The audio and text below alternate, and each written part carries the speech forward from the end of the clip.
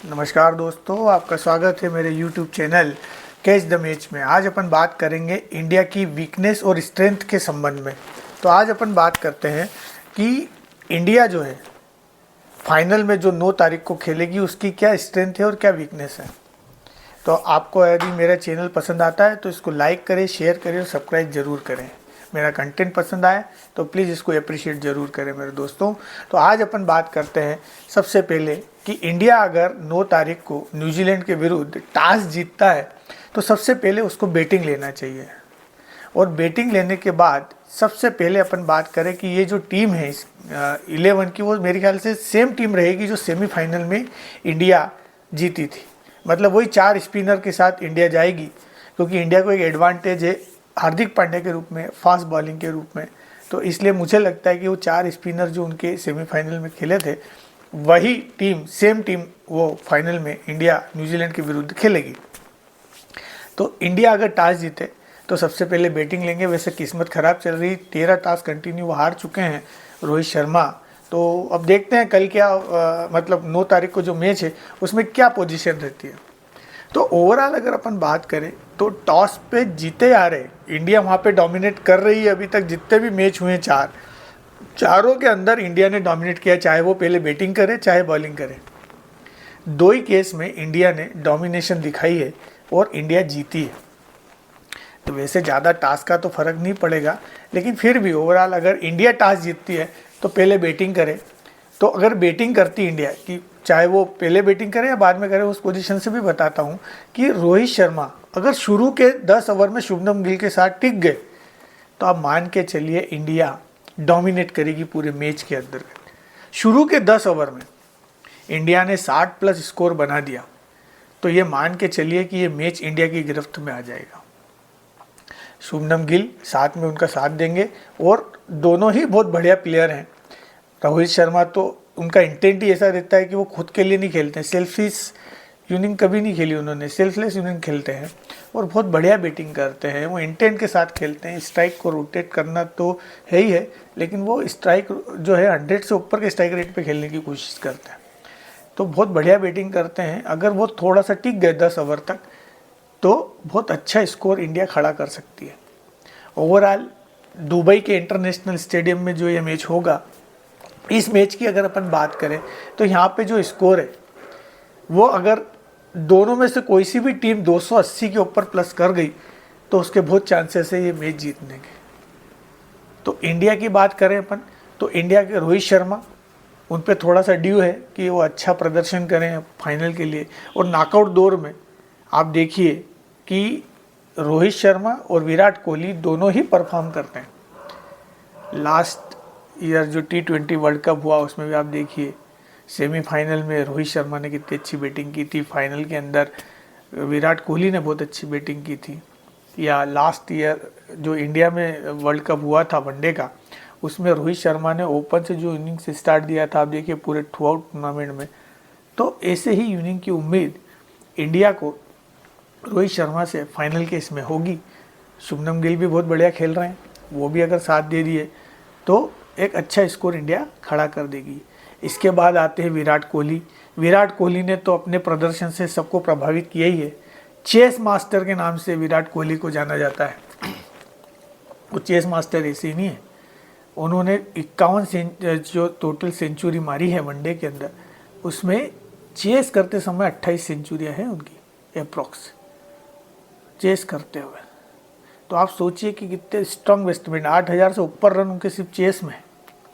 मेरे ख्याल से जब भी विराट कोहली रिटायर होंगे एक आइकॉन के रूप में याद रखे जाएंगे और उससे इंस्पिरेशन लेंगे। आने वाली जनरेशन जो है वो उनको इंस्पिरेशन के रूप में लेगी। उनकी फिटनेस देखिए आज भी, अभी भी जो लास्ट सेमीफाइनल हुआ उसमें उन्होंने 52 रन सिर्फ एक सिंगल से बनाए। आप सोचिए उनकी फिटनेस लेवल कितना ज़बरदस्त है।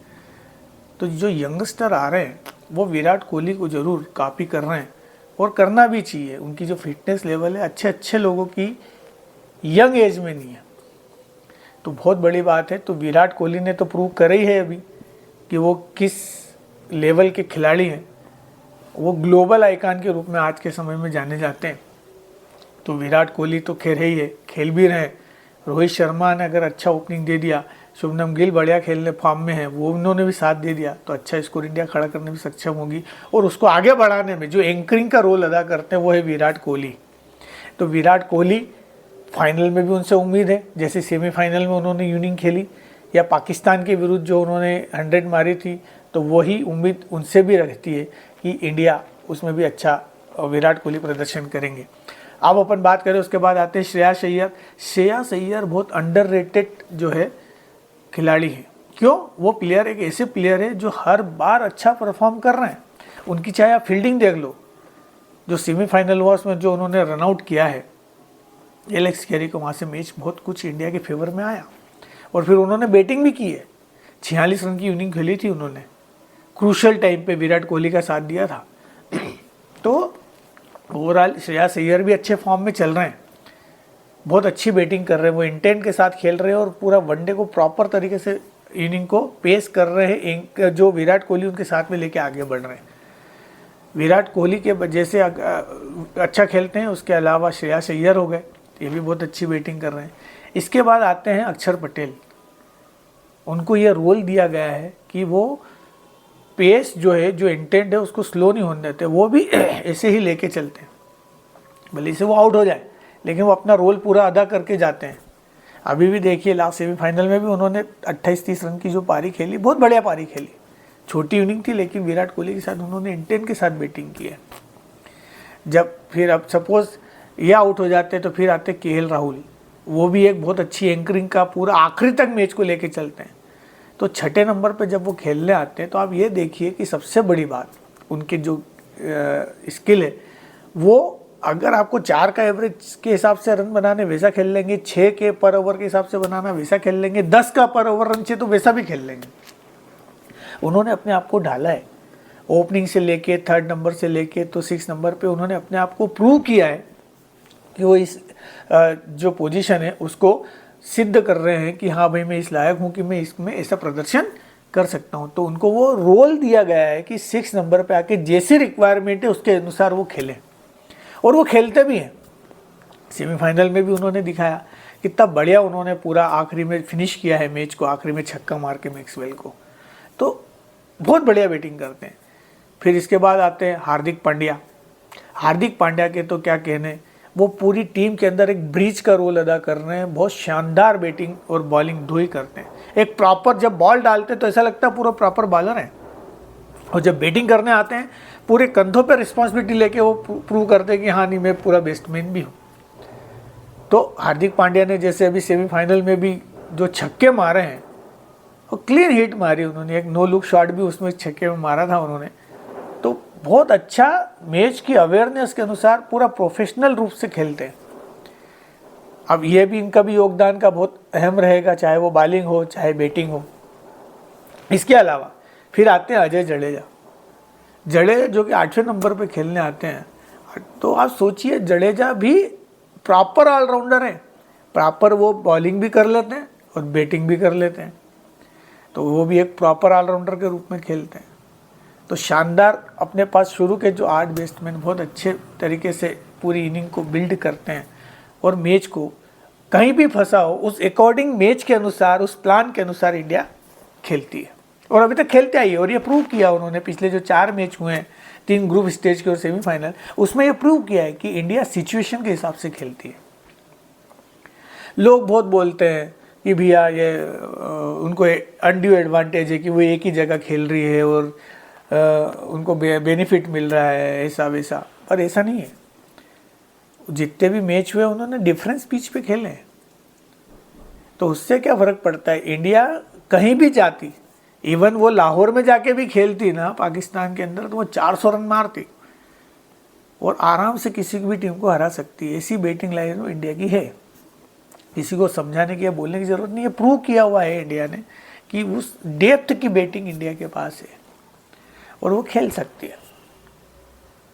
इसके अलावा आप देखिए, अब अपन बात करते हैं कि इनकी बैटिंग तो अपनी इंडिया की लाइनअप बहुत बढ़िया है।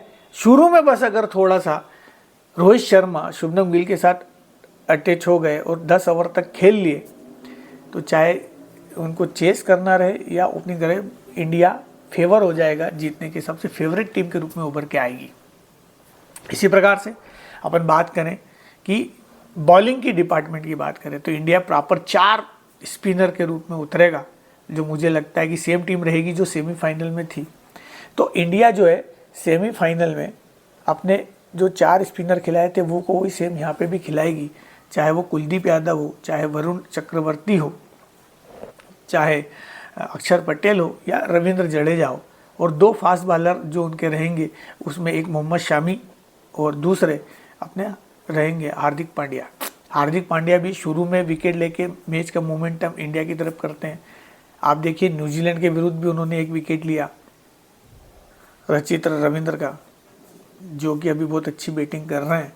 अभी सेमीफाइनल में साउथ अफ्रीका के विरुद्ध रचित रविंद्र ने सेंचुरी भी मारी है, उनका विकेट हार्दिक पांड्या ने लिया था ग्रुप स्टेज में। इसके प्रकार मोहम्मद शामी भी बहुत अच्छी बॉलिंग डाल रहे हैं, 5 विकेट पहले ही मैच में उन्होंने लिए थे, अभी 3 विकेट भी उन्होंने पिछले मैचों में लिए हैं।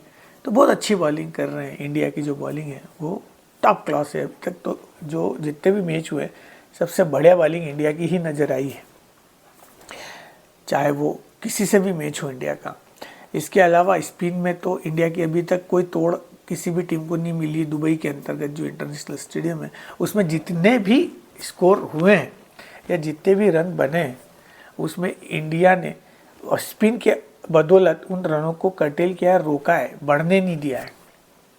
आप देखिए ऑस्ट्रेलिया के विरुद्ध एक समय 198 पे 4 विकेट थे, लेकिन जब वो स्पिन आई और उन्होंने विकेट लिए, जैसे स्टीवन स्मिथ को मोहम्मद शामी ने बोल्ड किया और उसके बाद मैक्सवेल को वरुण चक्रवर्ती विकेट ले गए, तो उसके बाद से पूरा दबाव आके उनका स्कोर रुक गया। नहीं तो एक समय 300 रन क्रॉस हो रहा था। और पोस्ट मैच कॉन्फ्रेंस में स्टीवन स्मिथ बोले भी सही कि अगर ये 280 प्लस होते तो एक सिनेरियो अलग होता। तो आप सोचिए इंडिया की बॉलिंग डोमिनेट तो कर रही है। वरुण चक्रवर्ती ने बहुत बढ़िया बॉलिंग डाली थी, आप देख ही सकते हैं, बहुत अच्छे बॉलर हैं। और अजय जडेजा तो पता ही नहीं पड़ता कब जल्दी ओवर ख़त्म कर देते हैं अपना, वो भी बहुत अच्छे फॉर्म में। अक्षर पटेल ने वो भी बहुत अच्छी बॉल डाल रहे हैं। कुलदीप यादव तो है ही हैं, बहुत अच्छी बॉल डालते हैं। तो ओवरऑल ये 6 ही बॉलर जो है अपना कोटा पूरे 50 ओवर जैसे तैसे पूरा कर देते हैं और अच्छे से डालते हैं। अब अपन बात करते हैं इंडिया की वीकनेस की।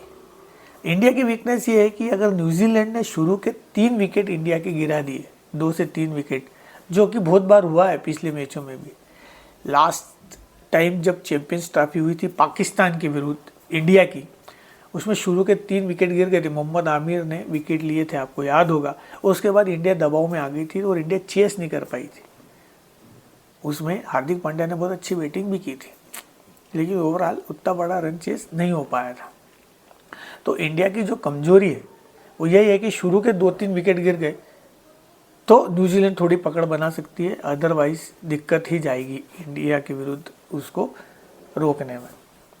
अब दूसरी चीज़, स्पिन डिपार्टमेंट जो इंडिया का है वो अगर फेल हो जाए तो न्यूजीलैंड हावी होगी, अदरवाइज तो बहुत मुश्किल जाएगा।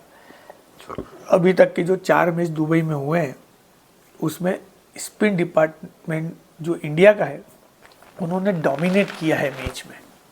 और इंडिया जब डोमिनेट कर रही है तो आप समझ सकते हैं कि इंडिया को रोकना स्पिन डिपार्टमेंट में मुश्किल होगा। तो अगर वो स्पिन अच्छी खेल पाए न्यूजीलैंड वाले, तब तो वो स्कोर अच्छा खड़ा कर पाएंगे और इंडिया को टसल दे पाएंगे। तो इंडिया की वीकनेस तभी जाहिर होगी जब वो स्पिन डिपार्टमेंट से फेल हो जाए, अदरवाइज इंडिया डोमिनेट करेगी। तो ओवरऑल मेरी जो फेवरेट टीम है फाइनल के लिए, जो 9 तारीख को मैच होगा भारत और न्यूजीलैंड के मध्य, उसके अंतर्गत इंडिया फेवरेट है।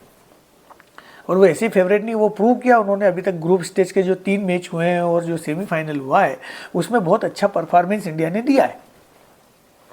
तो अब देखते हैं कि इंडिया अपनी स्ट्रेंथ पे और वीकनेस में कैसे प्रूव करती है। इंडिया की जो स्ट्रेंथ है वही उसकी वीकनेस भी बन सकती है, अगर शुरू में 3 विकेट गिर जाए या स्पिन बॉलिंग उनकी नहीं चल पाए। अदरवाइज इंडिया फेवरेट टीम के रूप में फाइनल को जीतने की होड़ में सबसे आगे है। तो आज के लिए धन्यवाद, नमस्कार।